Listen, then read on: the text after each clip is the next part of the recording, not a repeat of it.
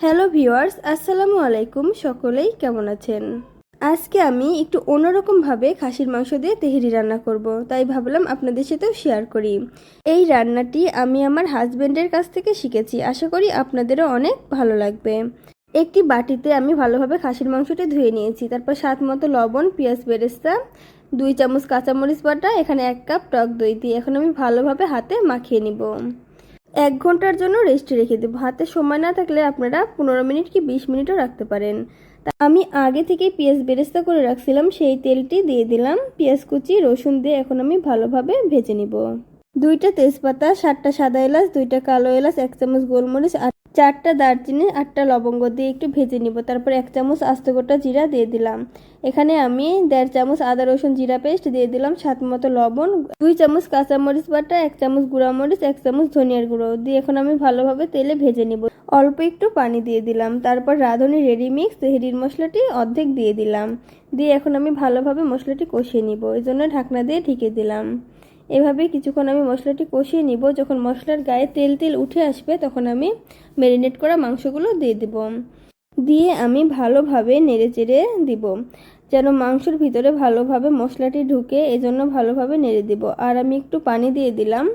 দিয়ে এখন আমি মাংসটি কষিয়ে নিব। 10 মিনিট আমি খাসির মাংসগুলো ভালোভাবে কষিয়ে নিয়েছি। মাংসগুলো কষানো হয়ে গেছে। এখন আমি এখানে 1 গ্লাস দুধ দিয়ে দিলাম। দিয়ে এখন আমি একটু নেড়ে দিচ্ছি।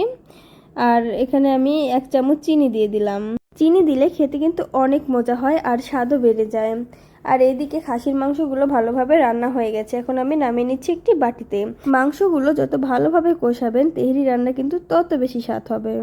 ফ্রাই প্যানে তেল দিয়ে দিলাম। তারপর আমি এখানে বিরিয়ানির চালগুলো দিয়ে দিলাম। বিরিয়ানির চাল আমি আগে থেকে ধুয়ে রাখছিলাম। তারপর আমি এখানে 1 চামচ লবণ দিয়ে দিলাম। দিয়ে এখন আমি ভালোভাবে চাল কষিয়ে নিব। আর খাসির মাংসের যে ঝোলটুক ছিল সেই ঝোলটুক দিয়েও ভালোভাবে কষিয়ে নিব। এই তো তারপর আমি এখানে 1 চামচ শাহি জিরা দিয়ে দিলাম। দিয়ে ভালোভাবে চাল কষিয়ে নিব।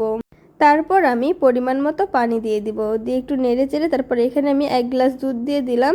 আর সেই গ্লাস ধুয়ে অল্প একটু পানি দিয়ে দিলাম। যখন বলক উঠে আসবে তখন এই পর্যায়ে আমি কিছু পেঁয়াজ কুচি দিয়ে দিলাম। তারপর আমি আরও 10 মিনিট রান্না করে নিব। এই যে আমার রান্না প্রায় শেষের দিকে, এখন আমি খাসির মাংসগুলো দিয়ে দিব।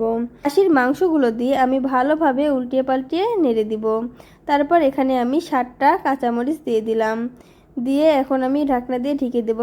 আমি আগে থেকেই পেঁয়াজ বেরেস্তা করে রাখছিলাম। তারপর আমি পেঁয়াজ বেরেস্তাগুলো ভালোভাবে দিয়ে দিব। দিয়ে এখন আমি ঢাকনা দিয়ে 10 মিনিট দমে রেখে দিব। 10 মিনিট পর ফিরে আসলাম। দেখুন কত সুন্দর ঝরঝরে হয়েছে। আর স্বাদ এবং ঘ্রাণ ছিল একদম পারফেক্ট। এইভাবে রান্না করলে আমার বাসার ছোট থেকে বড় সকলেই অনেক পছন্দ করে। আর আপনারাও বাসায় একদিন ট্রাই করে দেখতে পারেন। আর আমার ভিডিওগুলো যদি আপনাদের ভালো লাগে তাহলে ইউটিউব চ্যানেলে সাবস্ক্রাইব করে ও ফেসবুক পেজে ফলো দিয়ে পাশে থাকবেন। সবাইকে ধন্যবাদ।